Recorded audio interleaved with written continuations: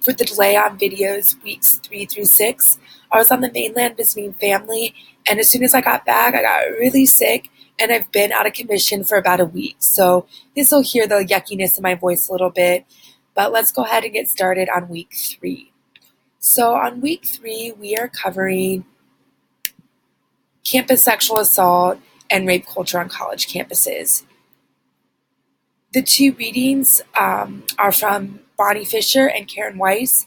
So Bonnie Fisher's piece is an assessment of the campus climate with respect to gender-based violence from 2000.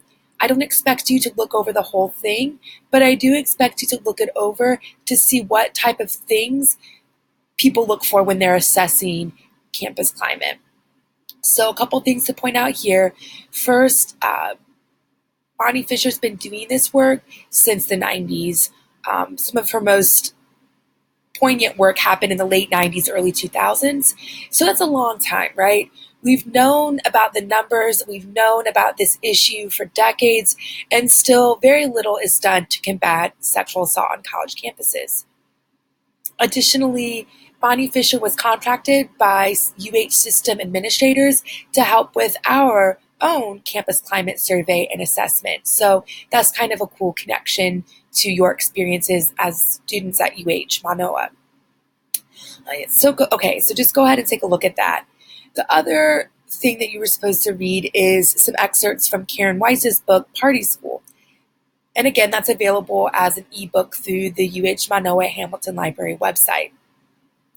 So I want to point out that Karen Weiss is focusing on a party school that is primarily residential, which means most of the students who attend this school that she studied live on campus, either in dorms or Greek housing.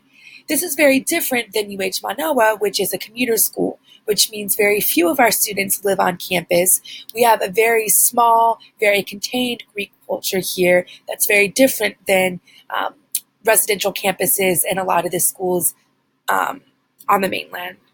So although there are some nuances there in terms of the types of campus we are compared to the school she did her study at, partying still occurs, students still engage in risky behavior.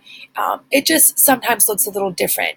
So we don't have Greek culture really at the fore of risky behavior and drinking and sexual assault and that sort of thing.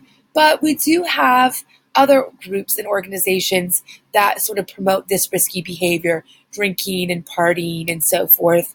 And I'm sure as students here at UH Manoa, you know what some of those groups are, as you are experts on that experience as students.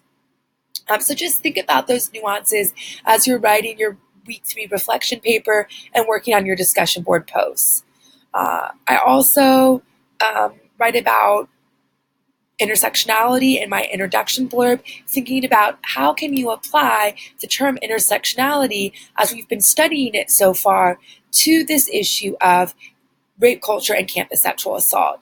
And so it's vital to think about higher education as a social institution that regulates our everyday lives as members of the campus community, and we should be thinking about what that means in terms of privilege and oppression. So who has power?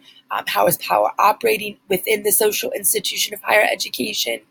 And what this means regarding sexual assault and campus safety and gender-based violence and things like that. My focus as a researcher is on campus sexual assault.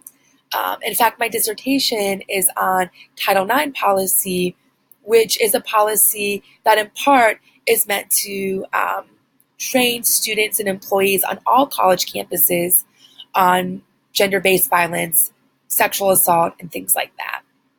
And it's supposed to help keep students safe on college campuses.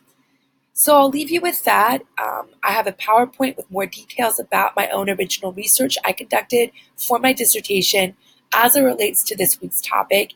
If you have any questions about that or about any of the readings or anything up until this point, please feel free to email me at hannahli@hawaii.edu. Have a great week, everyone.